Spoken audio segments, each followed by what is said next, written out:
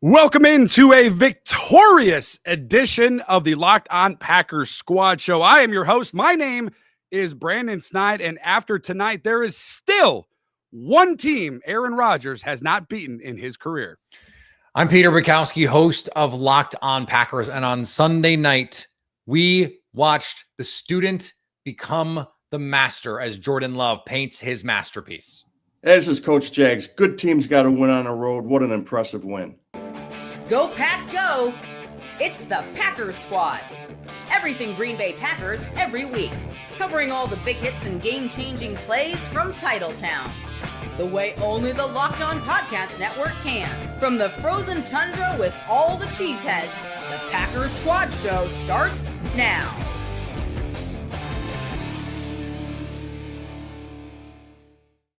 Locked On Packers, part of the Locked On Podcast Network, your team every day. Follow the podcast on Twitter at Locked On Packers. Like us on Facebook. Subscribe to the podcast, Apple, Google, Spotify. Wherever you find podcasts, you will certainly find Locked On Packers, the #1 Packers podcast on the internet. And the show for the fans who know what happened. They want to know why and how. As always, thanks to everyone who makes Locked On Packers their first listen each and every day. Tonight's episode is brought to you by Game Time. Download the Game Time app, create an account, use code LOCKEDONNFL for $20 off your first purchase. It was, as Peter said, the teacher versus the student. And tonight, fellas, the student absolutely showing out. Jordan Love, they go into Pittsburgh. They grab their second straight road win, a 35-25 victory over the Steelers. At one point, Love completing 20 straight passes. And after trailing by 9 to start the second half, Green Bay responded with 5 straight scoring drives. They keep Aaron Rodgers from beating all 32 teams in his career. And this may be hyperbolic, but this might be the biggest win of the season for the Pack. Coach, let me begin with you. What was your first reaction after what we just saw in Pittsburgh for the Packers over the Steelers? I tell you, when they came out in the second half and did what they did, because the first half wasn't great. And just before we got on the air, it was 454 yards of offense. And that's not playing well in the first half. Just wait till we just wait till we get a full game, a complete game with this. I just think that it's unlimited what we can do offensively here. I really do, especially the way that quarterback's playing. Peter, the Packers go into Pittsburgh. I'm going to ask you, you put it into the group chat, and I know it is not Wednesday, and we're not going into the group chat, but we're going to take a sneak peek into the group chat. Was this the greatest game we have seen so far from Jordan Love in Green Bay? So statistically, the answer is no. But I think vibes-wise, I think based on what he had to do, based on game script, based on like that Cowboys game, guys, everything Matt LaFleur called in that game worked. And they get the pick 6 from Darnell Savage, and that was a tidal wave from the Packers. This was we gotta pull something out of our butts here. Like it became, and Jags, like you'll appreciate this. I said this has got to be a Mike McCarthy game, in that one of the knocks on Big Mike was early in the game, if the run game wasn't there on the first drive, he'd just say, screw it. Let's let Aaron Rodgers cook. And that's what they did in the second half. Like that, they just said the short passing game became that extension of the running game. Jordan Love is getting the ball out quick. And then on third down, when he needed it, there was the play to Tucker Kraft. There's the play to Christian Watson. And I felt like he was in total command. Guys, it's weird. They scored 7 first half points. And I was like, Jordan Love is playing great. And they only have 7 points. Now that's because they missed a field goal twice. And maybe we'll talk about Brandon McManus. Maybe we won't. But I felt like this was the most in command of every facet. Checks at the line, getting protection set, escaping pressure. He didn't even make a play with his legs, guys, but he made a couple great throws on the run. And so for my money, everything included coming back against Aaron Rodgers, Sunday Night Football. Like this was incredible what we saw Jordan Love do. 20 straight completions. We haven't seen that since Brett Favre. He did something in front of Aaron Rodgers that Aaron Rodgers never did. How cool is that? I think that's great. Yeah, go ahead, Brandon. I think too, and I think this goes without saying, and I think most Packer fans, Peter, I know you and I and Coach have been there. And again, I think this goes without saying, but I think it solidifies that what Brian Gutekunst did in 2020, what the Packers have done over the course of the last 4 or 5 years as far as roster building. You look at Christian Watson making his return tonight. How huge was number 9 for the Green Bay Packers, pointed out on the telecast with the run blocking, obviously with the big catch late in that game as well. But it solidifies that the Packers made the right decision. I don't think anybody on this panel, anybody on this show, and I think most Packer fans will probably tell you that they made the right decision. But, Coach, when you go into Pittsburgh, you go into Aaron Rodgers' house for now. He's renting it there in Pittsburgh. But you go there. They had 10 days off, Coach. The Pittsburgh Steelers did. They lost on Thursday night last week. So they had ample time to get ready for this game. And outside of that first half, which wasn't great, and we'll hear from Jordan Love in the locker room here shortly, they pushed them around in their own home in that second half when all the chips were at the center of the table. And Jordan Love proved to everybody, including Adam Shine, this is his team, and the Packers made the right decision. You know what I think was really impressive? And I guess you always have like a theme of the week. The theme of the week sounded like, I heard it a couple times, like, hey, we're going to bully the bully, and they did. They did. I would think Green Bay took charge up front, and they protected Love well, started running the ball good. I tell you, Wilson ran the ball well. He did. I think leading scorer for the Packers today, 11 carries, 61 yards. Yeah. So what is it, about a 5.8, something like that? 5.5. That's still pretty good. But I think that I think they played a pretty full game. And I think it was very, very impressive. It got close to being a full game. Let's go into the locker room real quick on a victory edition of the Locked On Packers Squad Show. Peter mentioned it. Only 7 points at half for the Green Bay Packers. A sloppy couple of possessions, including a couple of missed field goals. This is quarterback Jordan Love at the podium moments ago, talking about those adjustments they made going into the second half. When we came in the locker room at halftime, the message was that we just weren't finishing. We weren't executing our plays and weren't locked in on doing that. Everybody's 111. So, there's plays to be made, and I think we just weren't executing those, and we weren't able to stay on the field. I think the first half went by really fast for us as an offense. We had one scoring drive. And so I think the message was just do your job, lock in, and execute plays and stay on the field, and we did that. No third down conversions in the first half, gentlemen. However, to Peter's point, 13 of 18 for Jordan Love, 146 yards and a touchdown in the first half, a 114.6 rating. So the Packers coming out of that second half. And what changed, Peter, in that second half for this Packers offense in Pittsburgh? Guys started making plays for him. And I think it really started the Christian Watson throw along the sideline. I know that goes, that drive goes without points. But that was the first time when you felt like, okay, someone made a play for Love. And maybe that takes, we talk about in basketball, sometimes you got to take the lid off the hoop. And it felt like that took the lid off the hoop a little bit. Romeo Doubs had the drop down the sideline on the back shoulder. The Tucker Kraft had the third down drop. And that just felt like, okay, now it's going to start going in the right direction. I don't want to step on turning points, but the third down throw with pressure in his face to Tucker Kraft and just say, I'm just going to trust that Tucker Kraft is going to make a better play on this ball than the DB. Because if a DB could play the ball, coach, he'd play offense. So, and so that's right. That's right. And then he just grown manned that Steelers secondary. And that is a Steelers secondary full of grown men. Like all those guys are in their 30s. Those are grown ass guys that play in Pittsburgh. And you have to be a Steeler. You want to play for Mike Tomlin. You got to be a grown man. And I liked what I heard from the Collinsworth had talked to Jeff Hafley in the meeting. They said, we want to push the pile the other way, watch the piles. And it was in the second half, it felt like, okay, now they're moving the ball a little bit in the running game. And every play that could go the Packers' way did. And I thought it was really because of Jordan Love. I almost said because of Aaron Rodgers, but it felt that way, didn't it, Brandon? It felt like we were watching a Rodgers game.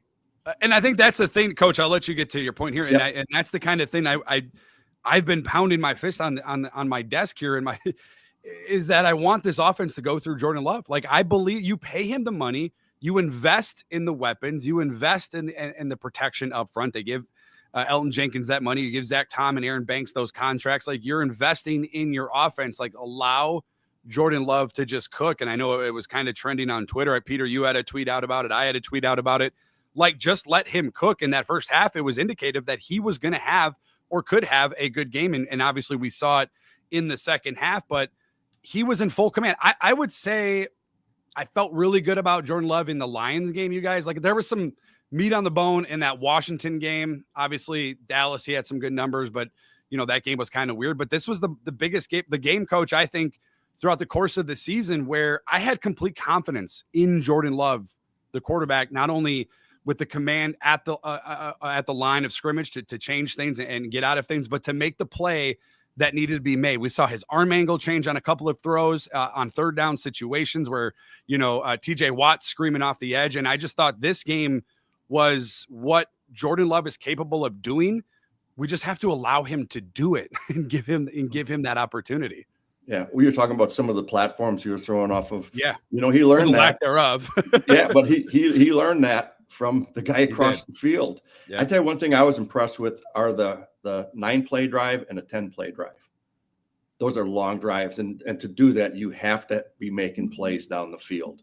Now, you'd like to have not as many plays and bigger like chunk plays, but to have 9 and 10-play drives, that's impressive. What does that do, Coach? What does that, Coach? What does that do? You say 9 and 10-play drives. I immediately think, man, the defense is probably gassed. Like they're probably tired. That probably goes without saying. What does that do for an offense, though? What does that get the offense an opportunity to do? Well, I think it demoralizes the defense. I mean, the thing is always like, hey, get them off the field. You got 3 and out, and they didn't have that. And when you get a 9 and 10-play drive, that plays on you psychologically, and just like, man, we can't stop them. And when you can do that 9 and 10, that's impressive. That's hard to do. We had that beginning. What was it? 90? I think it was 90 yards, right? It was a 90-yard touchdown for the Packers. Remember, we used to call those IV drives, right? Just staying on the field, and you know what? They did a good job with that. Peter, I want to shift to the running game for the Green Bay Packers. I mentioned Emmanuel Wilson leading the team in rushing today for 61 yards. Josh Jacobs, 13 carries, 33 yards. But it feels like, he found the end zone once again today, 9 touchdowns on the season for number 8 in Green Bay. How much of this team's success offensively, I guess, and overall, is tied to the run game, the physicality, and being able to set the tone early in ball games? Well, so it is, and it's always going to be. That's what Matt LaFleur wants to be. The first 3 first downs of this game were runs, and that drives me up a freaking wall. But Emmanuel Wilson, and we've talked about this on this show. It seems like every week, guys. There's a couple plays where you just go, it looks different when 23 is out there. And I'm still getting used to him wearing 23. He was 31 earlier in his career, so I'm just sort of like my head is still spinning a little bit on when he's out there. But he had some nice plays in the passing game as well. And remember, I'm going to give Josh Jacobs a little bit of credit here. He's hurt. He's playing through injury. He's been sick and dealing with an injury. So I thought Matt LaFleur said, let's ride the hot hand. And sometimes that's what you have to do. Even when you have a stud like Josh Jacobs, like Emmanuel Wilson's playing well, keep him out there. And credit to Matt LaFleur for saying, look, I trust that Jacobs is not going to pout, that he's not going to, go into a shell, that when we need him, he's still going to be what we need him to be. I'm sure that's what Matt LaFleur is thinking. And to have another player, you can go, this was supposed to be Marshawn Lloyd. And apparently that hamstring was fatal. Does Marshawn Lloyd even still play for the Pack? I don't know. We haven't seen him at practice, and we did see Jaden Reed. Jaden Reed did appear on practice on Friday, which is weird, right? Like that's a weird thing. Yep. I don't know if they're trying to source a new hamstring from Turkey or something. I don't know what they're trying to do, but I do like when they're able to say, okay, this is not working, and clearly it wasn't, right? Like you had to try something else. And it reminded me a little of 2021, Coach, because in 2021, the Packers with A.J. Dillon and Aaron Jones, they could not run teams out of 2 high shells. And they went to a quick passing game, and it won Rodgers the MVP. And I thought in this game, so we've seen Matt LaFleur do it. We've seen him make those sorts of adjustments. And that was some of the things I felt like they were just banging their heads into brick walls with the run game at times early in the season. And I just wonder if this is one of those games where you go, oh yeah, that's right. This is what they're able to do. This is what they're capable of doing. And Brandon, I think I mentioned this before, and I'm sure you remember Matt LaFleur saying this. There was a point in 2023, Coach, where they said to a man, players, coaches, everyone said, this game felt different. And you know what it was? It was in Pittsburgh against the Steelers. And they lost that game. Yep. But Love in the first half was brilliant. And it was just sort of like, oh, okay. This is that guy. And then to have this be the next evolution again against the Steelers with Aaron Rodgers on the other sideline. I mean, I felt like they eventually found the right balance for this particular game. Next week, they might run it 40 times against the Panthers, and it could work. Yeah. Their mindset, again, was we're going to be more physical than they are. So sometimes you just have to, even if you're getting 2 yards or 3 yards per rush, you still have to stay with it and not get away from it. Because I think it was, we're going to be more physical than Pittsburgh tonight. And, and they ended up being that way. Coach, you have said before on the show, Tucker Kraft might be the best tight end you've seen in Green Bay. I would be remiss if we didn't mention 7 for 143. Peter, I know you mentioned the play Jordan Love made to Tucker Kraft for that 59-yard reception, 2 touchdowns as well for number 85. Peter, are we ready? Are we ready to crown him atop the NFC? I mean, he's obviously in that top 3 discussion, but he's now leading. Well, coming into the game, he was also leading the Packers in receiving. He leads them in receiving tonight, as I mentioned, $143 again, and a couple of touchdowns, had 2 touchdowns in Arizona as well. Are we starting to see, Peter? I know I asked you where he ranks as in the NFC as far as tight ends, and I'll let you answer that. But are we starting to see a shift into the Packers' identity? I know I mentioned the run game earlier, but are we starting to see Tucker Kraft become more of a focal point when it comes to this offensive identity for the Packers? He was the pressure relief valve in this game. When they needed a play, they went to Tucker Kraft. And I think that we haven't been able to say that in Green Bay for a long time about a tight end. I mean, you probably have to go back to Jermichael Finley and maybe even like 2009, 2010, Jermichael Finley before the ACL tear. How many tight ends in the NFL could have made the play that he made on the little corner route where he finds the ball and then just like destroys 3 guys on the way to 60 yards down the field? There just aren't that many tight ends who can do that. I mean, the list is probably like Brock Bowers, George Kittle, and Tyler Warren. Like, I don't know that there are that many other players who could do that. We have to start having a conversation. Like, when you're talking about the best tight ends in the NFL, forget of recent Packers vintage, because that's not the highest bar. I mean, it might as well be Bears quarterbacks if we're gonna talk about the bar. But it's a little better than the Bears quarterbacks. But point taken. It's a little better than that. I had to get that little jab in there. That's fine. So you can't if you have a conversation about the best tight ends in the NFL and you don't mention Tucker Kraft, you're not really having a conversation about the best tight ends in the NFL. I've liked him since the beginning of the season. He played running back in high school, coach. I saw. Did you see? Was it 7-man football? 8-man football? 9-man football in South Dakota. Yeah, 9-man football, and there's no lights in the city. There's no stoplights. It's just got some guarded there. You ever recruit 9-man football players, coach? No. I can't say I am, but I've been impressed with Kraft the whole season, and I think he's getting better and better every week. Today was National Tight End Day, right? It was. And he showed out better than anybody else in the league tonight. Anybody with the numbers he had, he was better than everybody else. He was the best tight end in the NFL this week, no doubt. He was. And outside of Jordan Love, he was the best player on the field tonight. Yeah. But I think to be an effective quarterback, you need that position to be good. It sure helps. It sure does. It sure does. And it doesn't have to be like that way down the field. It was kind of a broken play. Actually, he was running like a corner route, and he just threw it up there. But Kraft went up and got it. It's my ball. And my ball mentality against man coverage. I mean, that was the thing, Brandon. We talked about coming into the season. Tucker Kraft talked about wanting to be able to beat man coverage. It's a little moment. It's a little moment, coach. But if you watch the post-game video, they have those videos where Matt LaFleur hands out the game balls and does all that stuff. After Matt LaFleur handed out the game balls, Tucker Kraft stepped forward and said, "We didn't play well enough, but we won. Let's keep it going." Like, he took that leadership role, and that like stood out to me. I'm like, okay, he's putting the big boy pants on. He's 100%. Like, okay, if I want to be a star, if I'm gonna walk the walk, I got to talk the talk too. And you need your best players, right, coach? Like, you need your best players to be the leaders on your team, because if your leaders are, the 4th guy on the depth chart, at a certain point, guys are going, yeah, okay, shut up. Why don't you play? Yeah. I tell you, I've been very, very fortunate when I was coaching the tight ends. I had 4 or 5 Pro Bowlers. I had LG Crumpler. I had Bubba Franks. I had Wesley Walls. I had Mark Chimura. He's as good as any of those guys, in my opinion, after working with them. You're right. LG LG might have been a little bit better route runner, but Kraft he's just getting it done. But that route he ran for the touchdown on the second one, I mean, that's a nice route, little kind of pivot route, and it's just he put distance. I mean, the acceleration he showed on that one, Brandon, when he catches the ball and you see the space, and as soon as he took 2 steps toward the end zone, I'm like, he's going to score. I thought he was going to get tackled from behind, and then you're right. It surprised me when he had that. It was an extra couple of steps, and that separation was extremely noticeable. What they did it was called a stack release, right? So he ended up going behind the receiver that was in front. I don't know who was in front of him. Was he running a Hank? He was probably running a Hank. That's not a Hank route, Brandon, but we can call it something else if you want.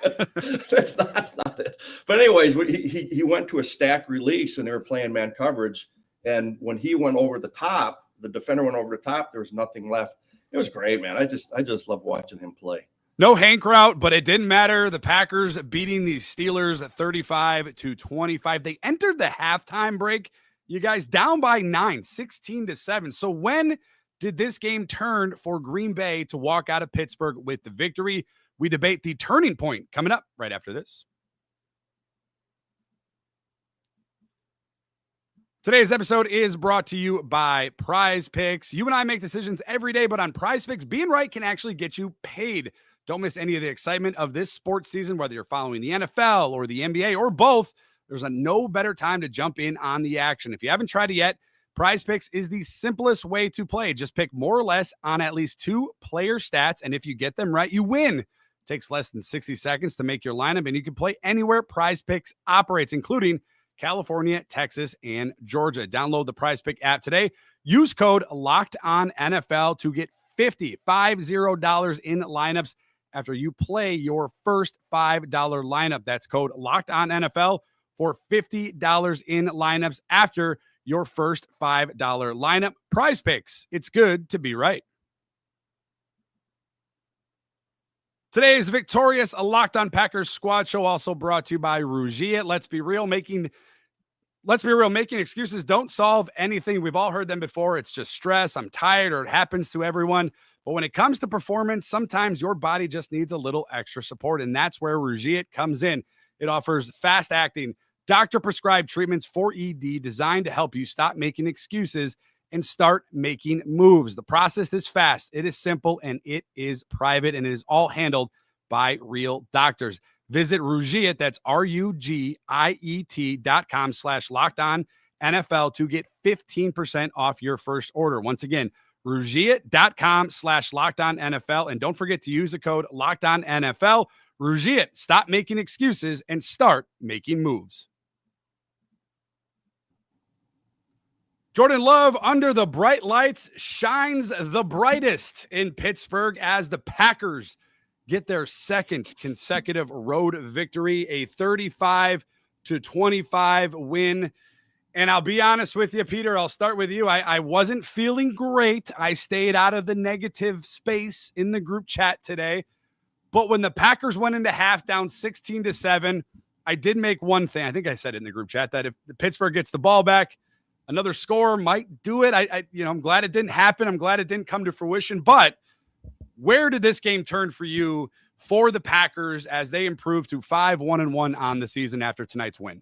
Well, I think that's it, right? Like they come out and the Packers get that 3-and-out, and aided by a little bit of help, and then they march down and score. And it just the game felt different after that. You miss the field goal opportunity, and you're just like, oh no, like that should have been the 44-yarder, by the way. And we'll talk about, we could possibly talk about the kicker, quote unquote, controversy, but that go on. has to be a money kick. Yes. Brandon McManus. And he missed it. Right. So to come out, and this is Matt LaFleur said after the game, he said, to be honest with you, I kind of like it when Love gets a little pissed off because you don't see it often.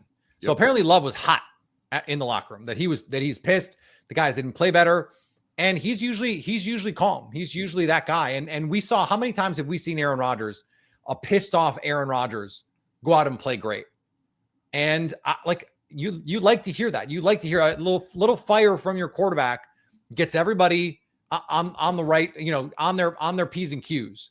And after that, 5 straight possessions, coach, with scores. I mean, they 28 points in the second half. They were on it, and it could have been more. I mean, they settled for field goals twice when they were in position to really put the foot on the neck of the Pittsburgh Steelers. They ultimately do it, but that for me, you get the 3 and out and go down and score. To me, that's the turning point of this game. Yeah. I tell you what I thought was a turning point in it is in the fourth quarter, Parsons' first sack. I mean, it's just, and again, he just changes games, you know, and he had a double team on him and he still beat that, you know, and then I think the next one, it was a pressure that he chased him down. He had to throw the ball away, but I think that was a 3 and out. And that to me, that changed things. It was kind of like Pittsburgh was like, now the guy's playing, number one's playing hard again. I think for me, I think both of you guys, it's hard. I'm not going to argue against them. I agree, Peter. I have it written down here in my notes that it was that initial 3 and out, and then the Packers respond with a touchdown drive. But I'm going to kind of take a different angle, and I know a lot of fans probably won't like this, but I'm going to go with the turning point in the second half being Matt LaFleur. And I know I'm not handing out a game ball right now. I'm not giving that out to Matt LaFleur at this moment, but you could tell the run game just it wasn't bad, right? It wasn't bad. Jacobs with the 33 yards on 13 carries. Emmanuel Wilson finally got going in the second half, but you could tell that he kind of was giving this game to Jordan Love and kind of gave him, the keys to the Corvette in that second half. Now he had 18 attempts in the first half. He finished with 37, so he didn't get too far away from that game plan, but it felt like that Matt LaFleur trusted Jordan Love in that second half and was able to allow him to make those plays, big time plays. They go for a 4th down.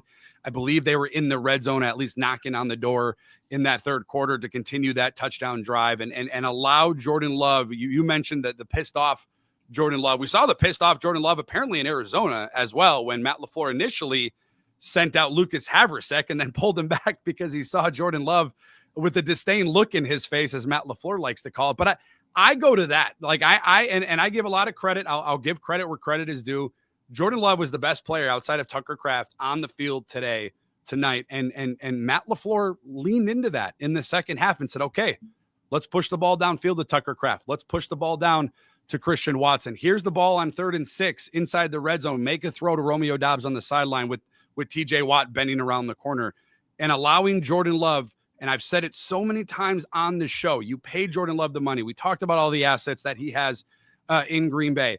Allow him to lead this team. Fully lean into Jordan Love. Use Josh Jacobs when you need to. He scored a red zone touchdown today, his 9th of the year. Use the run game when you need it and when it applies to certain situations. But allow Jordan Love to be what Aaron Rodgers was for this offense, you guys, for so many years. And let him cook. And we saw that in the second half. And coach, they could not stop Jordan Love today. And I know Pittsburgh, a lot of big names on the defensive side of the ball have not played up to those names defensively all season long. So there was no reason not to allow Jordan Love to do what Jordan Love did this evening. 29 of 37, 369 yards, 3 touchdowns, a 134 rating tonight for number 10. And so that was my turning point, allowing Jordan Love to just cook in that second half. I saw the thing with 27 years. You guys catch that? The 27-year-olds? Yeah. I mean, what's the chances, right? And he's playing at that level right now. Tonight he sure did. You can we've win seen playoff it. We've games. seen it a lot of times with that type of performance from everybody on the offensive side of the ball. But 27 years old. He's still a young guy. And you guys just mentioned like what Rodgers used to do. Well, he's doing it now. It's interesting. It's interesting too, Brandon. I mentioned at the top, I think this is the best game of Jordan Love's career. I said it on our Locked On Packers post-game show. The only other option is the game in Dallas. And I think if there's a third, it's the game in Minnesota in 2023. All 3 are on the road. And so that's a good point, man. That's a good point. You go into a hostile environment. Ooh. US Bank is not an easy place to play. Look, Jerry World, there were plenty of Packer fans at that game, but still, that's a road playoff game. They were touchdown underdogs in that game. They were youngest team to ever win a playoff game, coach. And for him to be able to do that, I think speaks to him. And I said at the beginning of training camp, I said, I think the conventional wisdom at the end of this season will be Jordan Love is a top 6 to 8 quarterback in the NFL. He has played like a top 6 to 8 quarterback in the NFL. And if there are 5 quarterbacks playing better this season than Jordan Love, I haven't seen him, because I feel like he has elevated his game the way that we thought he would last year, right? Like, I think if this year had been last year, there'd be no question, right? There'd be no question that Jordan Love is that guy. Now we can just put it to bed. Like, he's a top 10 quarterback, and argue with your mom. Like, it's what it is. Like, he is that right now. And I think, to your point, Brandon, Matt LaFleur, just let him do it. Let him prove it. Now, that's not to say don't run the ball. People get mad at me because they think I want them to throw the ball 50 times a game. Not saying that, but he's proven that in a game where you need him to go do it, he can 20 do it. straight completions too, Peter. Like, just Come let on, him keep going. Yeah, 20 straight. And that 20 broke because it was a throwaway, because there was pressure in his face. And Coach, back-to-back road wins for the Packers, and we'll get to Coach's Classroom here coming up shortly. I do want to ask you this, though. Back-to-back road wins for this team. You had mentioned at the beginning of the year, win half your road games. The Packers winning in back-to-back weeks, one of them being in Arizona. I wouldn't call it a tough place, but it is out west. The Packers, we talked about it, a 6-hour delay going out there in Arizona, facing some adversity out in Arizona. They get the win. They come back to Green Bay. They get some of their guys back, and they go out to Pittsburgh, Coach. You were in those elements in Pittsburgh. Not an easy place to win. What does this say about this team being able to face adversity throughout the course of the season, and how that can apply going into a playoff scenario for this team? Well, I think every game is cumulative. When you can go ahead on the road, because there is adversity on the road. There just is. And, what they did in Arizona last week and tonight, the comment a couple of weeks ago, someone goes, well, how do you know? How do you know, like, when they're starting to come and, like, what's our identity going to be? Tonight was a great deal. That's our identity. Like, I would have liked to see them run the ball a little bit better, Peter. But, I mean, that's their identity.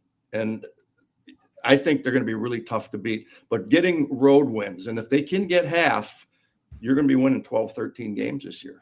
That's a lot. That's a lot of football games. And they're going to need them. Detroit's not going away. Philly's going to keep winning football games. Like the Rams, they're going to keep winning. So you got to keep the pedal down. Like, you can't have a letdown against Carolina this week, especially with a look ahead spot to Philly. I mean, this is a team now that you've stacked 2 wins. The quality of the first one, whatever, but you won, and so now you got to keep stacking them, right, Coach Mack? Like, you got to keep stacking them. You hate that term, but I used to say it all the time. He did. Stack success. Though. Stack successes, Jags. Stack successes. The Packers getting the 35-25 road win over the Steelers in Pittsburgh. After each game, Coach talks about the set of plays, the scheme, the play calling that helped give the Packers their second straight road win. He takes us to class coming up right after this. Today's victorious Locked On Packers Squad Show is brought to you by Game Time. NFL season is here, and honestly, there's nothing better than being in the stadium surrounded by fans cheering on your team. But let's be honest, getting those tickets, that can be the hassle between queues, login screens, and prices jumping at checkout. It's simply frustrating, and that is why I personally use Game Time, the app that gives the advantage back to us, the fans. It is fast, it is easy, and it is backed by the Game Time guarantee. You will always get 100% authentic tickets delivered on time and at the best price. Plus, all the fees are included. So the price you actually see when you pull up the app is the price you actually pay at checkout. And personally, what I love about Game Time, if I'm going to a Brewers game, if I'm going to a Bucks game, if I want to go to a Packer game, whatever seat I want to buy or I'm interested in buying, I click on it on the app and you actually get the view from the seat. Super, super helpful. Download the Game Time app today.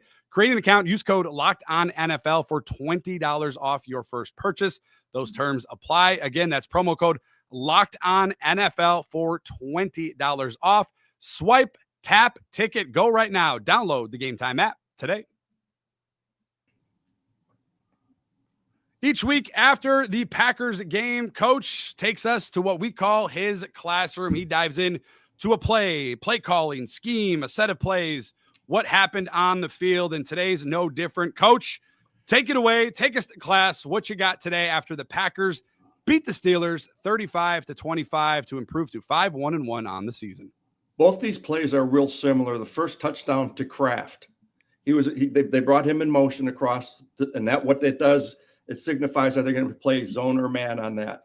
And it was just a quick toss out to the edge that Kraft caught. And all those receivers have to do is just get in front of somebody. They don't have to blow anybody up, but just get in front of somebody. We used to always say cover up color, because when you're a runner, you run opposite of where the color is. And the receivers did a great job. The other one, it was very, very similar, is the Packers got into what they call his bunch, but his wide bunch is the one of Savion Williams. And he's the one that he came across now, and they caught it. And all those guys, all those receivers had to do, and they did a good job, is just cover up color and let Williams go ahead and run it in. But those two plays were very, very similar, but to different people.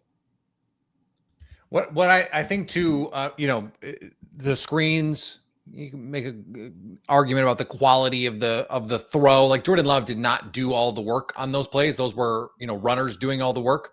Mm-hmm. He deserved it for all the other, I feel like in the aggregate, he had a 3 touchdown performance because, the quality of his play down to down, that's just your coach and execution, right? You need to be able to execute. You need to be able to get those blocks. Those are basically run plays. And so while, coach, you said you wanted to see them run the ball a little bit better. Well, they had a couple different plays. Like I love this tweak that has become popular in the NFL, not to go full coach's classroom, but they have an outlet to the running back where they also leak the tight end out as a blocker. And so it becomes like a one-man screen. And they did that at least once, but maybe 2 or 3 times. It's something they do 2 or 3 times a game, where you're going to see Josh Jacobs or Emmanuel Wilson leak out, and then he's got a little personal protector going down the field. Those are just the little wrinkles that let Jordan Love make 30 throws, and then make 5 of them just easy, and let the guys go do what the guys can do, because this is a team that can make. Savion Williams, they drafted to make plays with the ball in his hands. They've got Jacobs, they've got Wilson. We know what Tucker Kraft can do with the ball in his hands. When Jaden Reed comes back, he's another guy that can do that stuff. And so that's going to make this team, it's so tough to defend. Yeah, it is. Can I have one?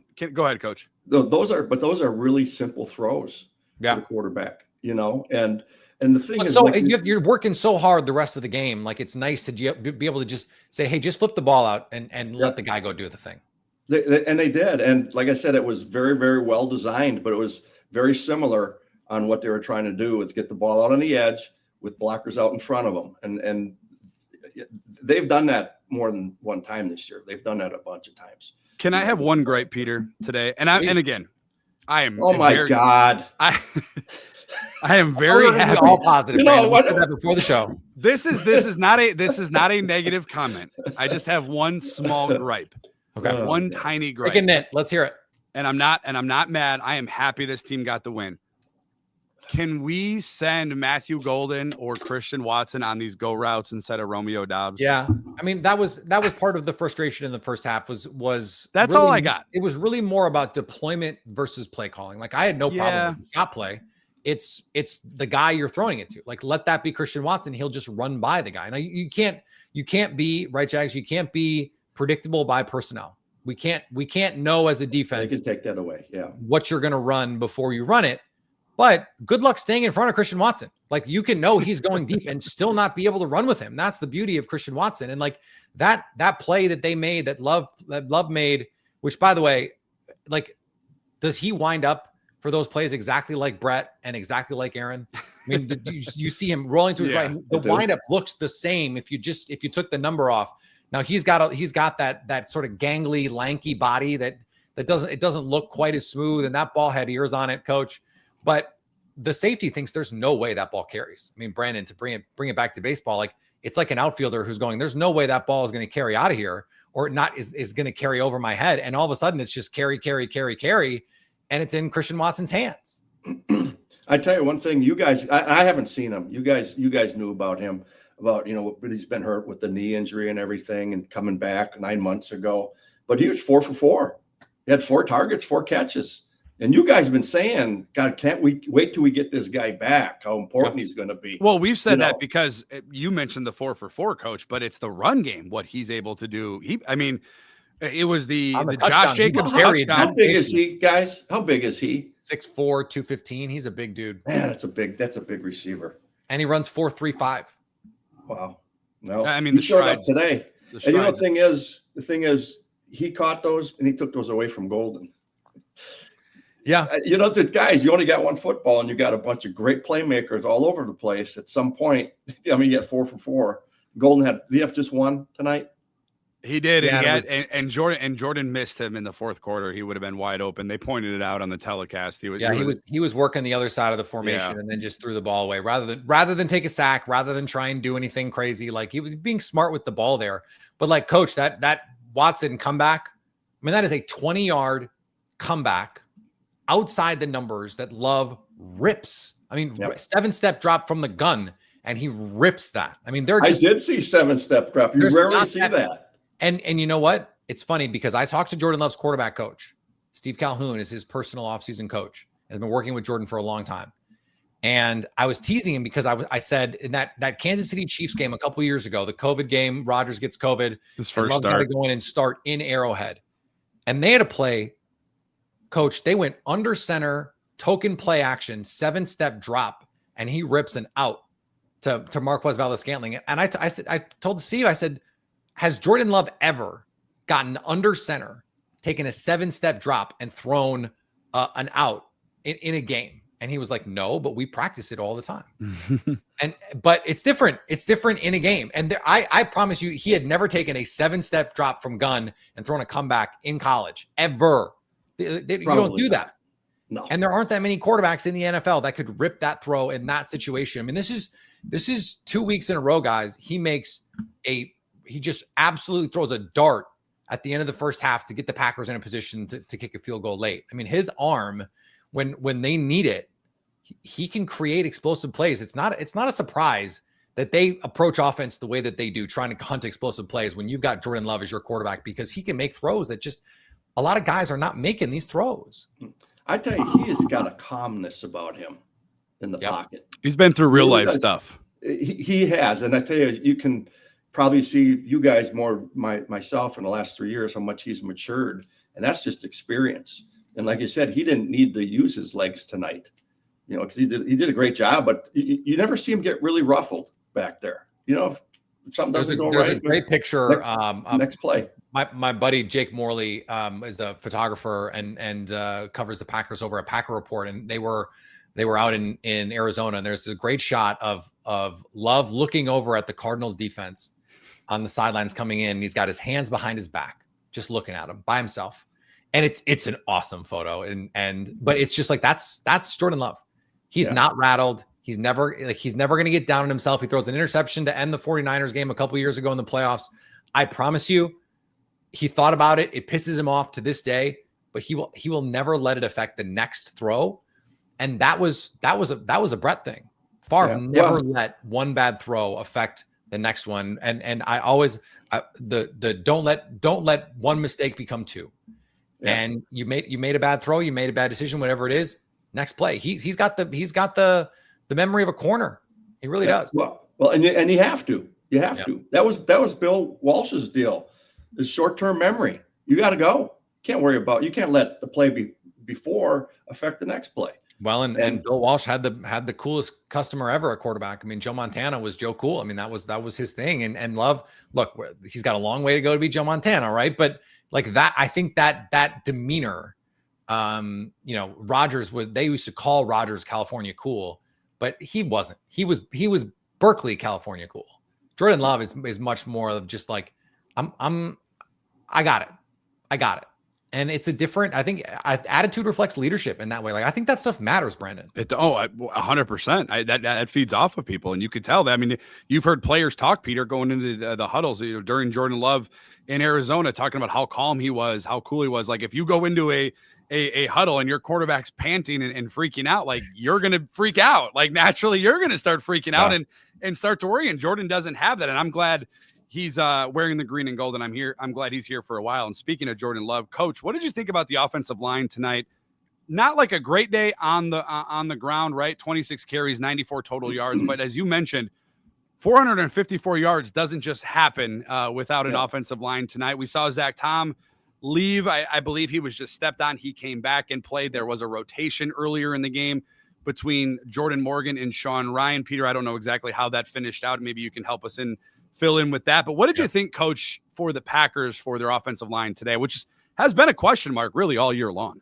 It has, but now this is what their second, third game that they've been playing together. I think it's the third. They don't have I want to say third. And it's starting to show. Like, there was no sacks tonight. Correct. There's. I mean, he got hit a couple times.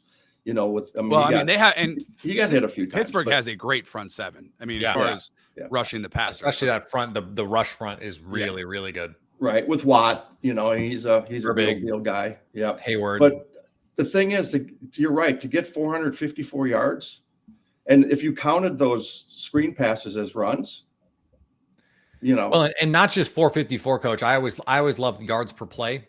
Just like how good are you down? What was it? 7.2. Yeah. You're gonna win a lot of football games. That's pretty good. You got that right. that is hard to do. So this is something with continuity, Coach. You're seeing like, hey, we get Zach Tom. I still don't know what the plan is, Peter, at right guard. Like, I don't know if it's a conditioning thing. I don't know what. It seemed like Jordan Morgan was the guy, and then he did not look. He did not play great last week against Calais Campbell, but Calais Campbell, is the ageless wonder. I mean, I think he's my age. Yeah, 38, I think. Still, 38, still doing it, and it's still awesome. And, I do, Coach, I know you hate it, but I appreciate Matt LaFleur's willingness to say, if you're not doing the job, we'll sure as hell find somebody that'll do the job. And we'll at least see if we have somebody who can do it.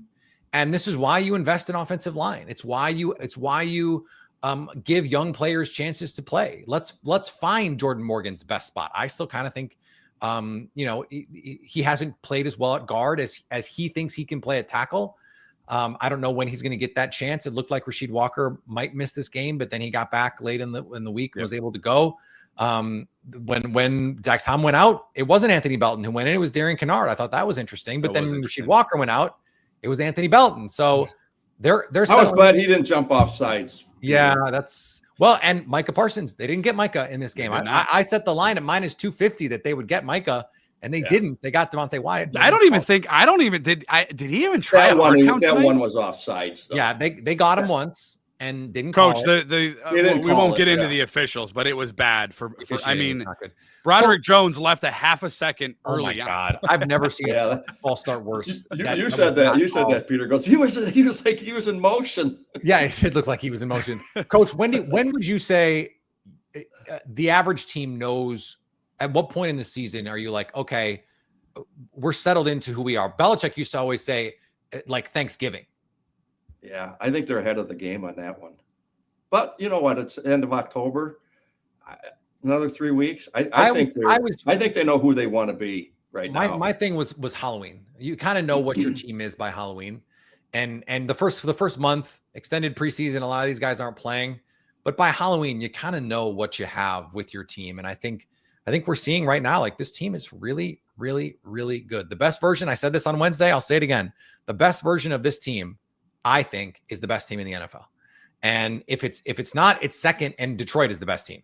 So, like, that's why you got to keep grabbing these wins. To me, there is a tier, not to totally derail the conversation.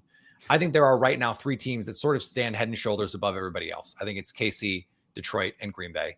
And I think Philly's fighting to be in that mix. I think Buffalo is fighting to be in that mix. But I think there are 3 teams to me that are head and shoulders above the rest of the league. Maybe not head and shoulders, but certainly a head above the rest of the league. We'll keep the shoulders out of it for now. Only one lost team. The only one. And they beat the Lions. And they beat the Lions. Lions fans will not count it. They don't count it anymore, apparently. But we'll see you in a couple of weeks. Mm-hmm. See what that looks like on Thanksgiving. Yeah, it's good. That's good. That's going to be must-see TV. A big night from the Packers offense. Who gets our game balls? We hand them out coming up right after this final break.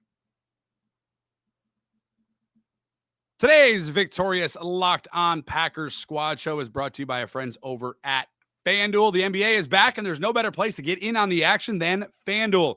the official sports betting partner of the NBA. Even if you missed the start of the game or you want to ride the hot hand, FanDuel has live bets on everything from who will score next to those fourth quarter comebacks. Plus, you can even combine your live bets into a same game parlay for a shot at a bigger payout. It keeps every game even more exciting, especially when your team's making the late push. Right now, FanDuel is giving new customers $300 in bonus bets when your first $5 bet wins. That's right. You heard it. Let me repeat it for you if you didn't. Right now, FanDuel is giving new customers $300 in bonus bets. $300 in bonus bets when your first $5 bet wins. So right now, head to FanDuel.com to sign up and play your game with FanDuel. Once again, the official sports betting partner of the NBA. Head to FanDuel.com and download the app today.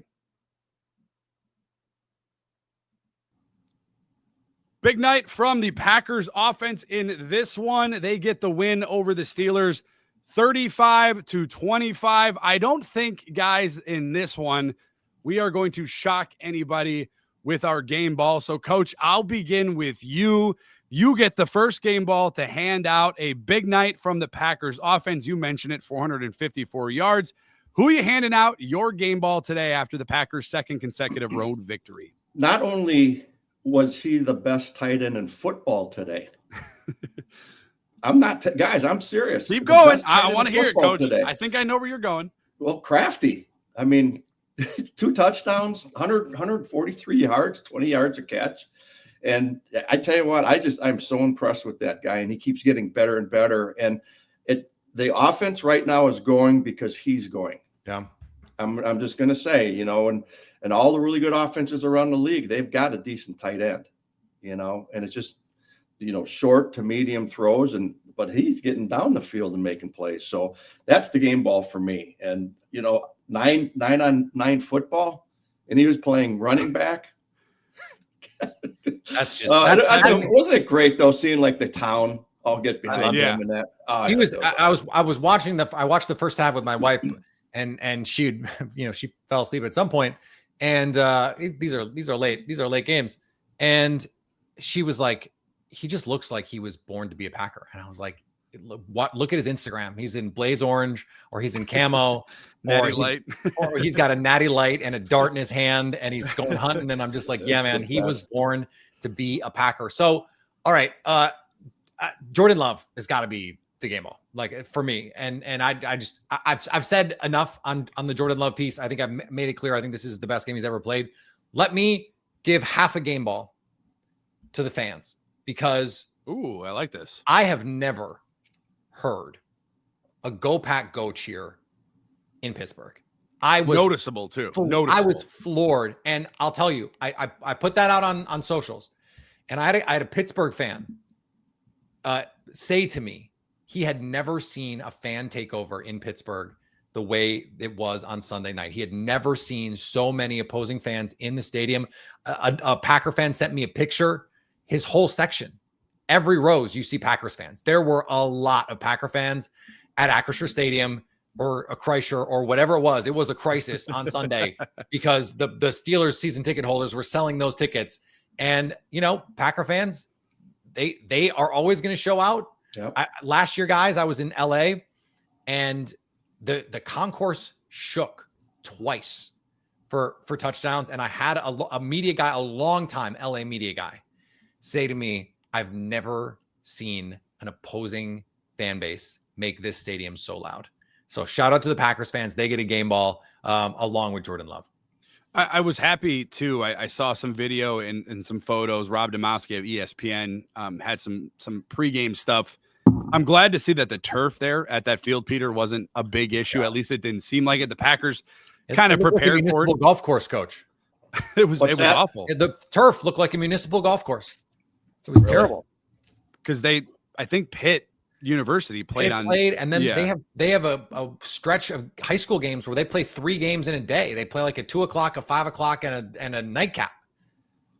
You guys handed out to Tucker Kraft, Jordan Love. Those are the obvious ones. I'd be remiss to repeat those. You guys are absolutely correct on both of those. Terrific performances from Jordan and from Tucker Kraft. I'm going to go the other side of the football today, and for me, it's Rashawn Gary. Love it. 2 sacks, 2 sacks for Rashawn Gary, 7th in the NFL right now, 7.5 for Rashawn on the season. So obviously the addition of Micah Parsons has elevated that defensive front. Devontae Wyatt also being into the rotation tonight, possibly helping out with that. But I thought Rashawn Gary tonight made Aaron Rodgers uncomfortable. Micah Parsons lining up over center definitely made Aaron Rodgers uncomfortable in this one. But when Micah gets all the attention, coach, and you see the double teams and the triple teams and the chips, it is pivotal that a guy like Rashawn Gary, who's a highly paid pass rusher, is going to be able to get home on these quarterbacks. And I thought tonight we saw just enough out of Rashawn Gary. The Packers almost had a strip sack. Aaron Rodgers smartly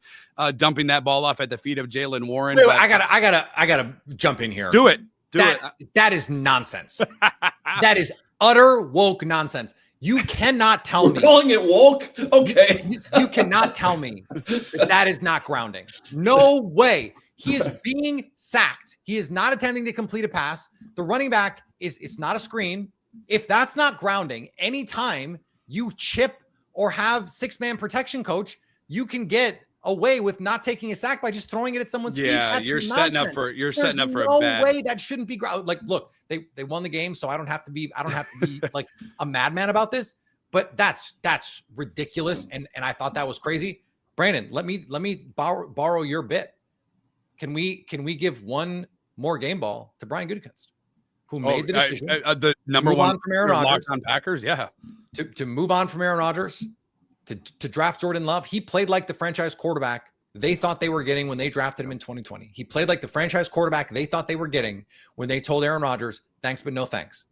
And he played like the franchise quarterback that he said, what did he say in February? It's time we start winning Super Bowls around here. Yep. He played like a quarterback that can do it. And the biggest players in this game, Micah Parsons, Brian Gutekunst just made a big balls trade for.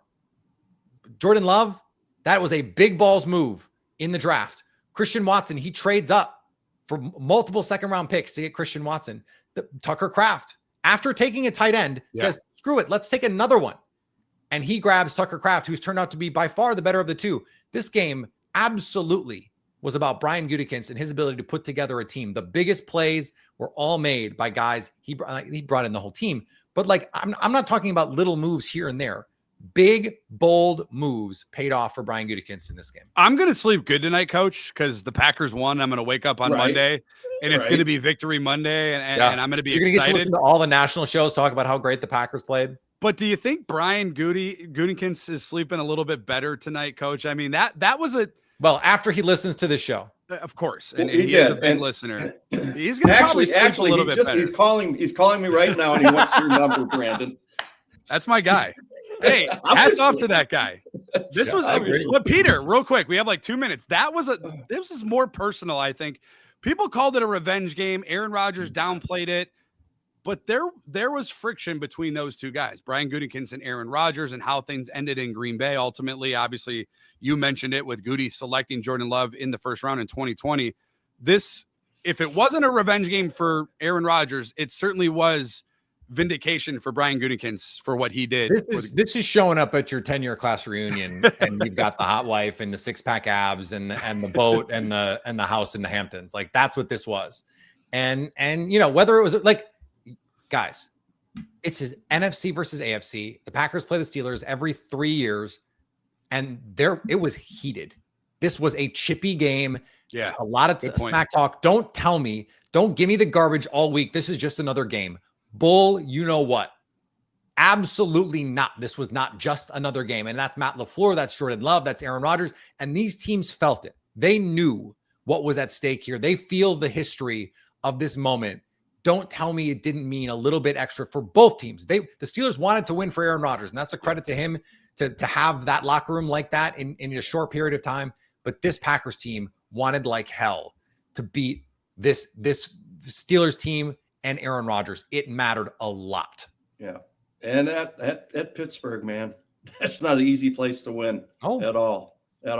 Real quick, I want to just point out one thing. I was talking to Brandon before, Dan Marino told Brett Favre, play 2-3 more years and you think you should, because to get it out of your system. And that's Rodgers. This is it for him, I would say. right? I mean, he's not going to play after this season. I wouldn't think. He did say he would eventually retire Green Bay. He kind of let the door open, though, a little bit as far as his future in Pittsburgh. And I know there's been reports, I think Jeremy Fowler of ESPN had it, that Pittsburgh wants him back next year. They're open to having him back next year. So, I mean, he still has it. I think when I'm watching him and make the throws that he's make, obviously, you know, the mental part of his game is still strong, Coach, but I think he probably still has another year. I do. Yeah, I don't know if he wants to. You have to have the desire to want to do it. It's not like he needs the money. By the way, let me just add to my game ball. I just saw this quote from Aaron Rodgers. First time he had to use it, they had to go to a silent count at the end of the game because the Packer fans were so loud. So your game ball is it's earned. They deserve it. The Did Packers green 19. Yep, you did. Yeah, You I love that they good. put the package together for that. I thought that was really cool. That was neat. I love that. I thought that was cool. Doesn't matter where Aaron Rodgers plays. The Packers will have Jordan Love for now and for the future. 360 yards, 3 touchdowns. The Packers getting their first win in Pittsburgh, you guys, since 1970, 35-25 over the Pittsburgh Steelers. Friendly reminder, the Locked On Packers Squad Show and Daily Show, free and available wherever you guys get audio podcasts. Go to Apple, go to Google, Spotify, wherever you get audio podcasts, you can download the episodes, and we're also free and available over on YouTube. For Peter Bukowski, for Coach Jags, and for myself, we will sign off for now, but we will catch up later this week. We will get you all set for the Carolina Panthers coming to Lambeau Field. And remember, all week, guys, starting tomorrow, our guy, Peter Bukowski's got you covered every single day on the Locked On Packers Daily Show all week long. Make sure you tune in. Make sure you listen. Make sure you subscribe. Thanks again to each and every one of you guys for tuning in. Thank you for making Locked On Packers part of your day each and every single day. And as always, stay Locked On Packers.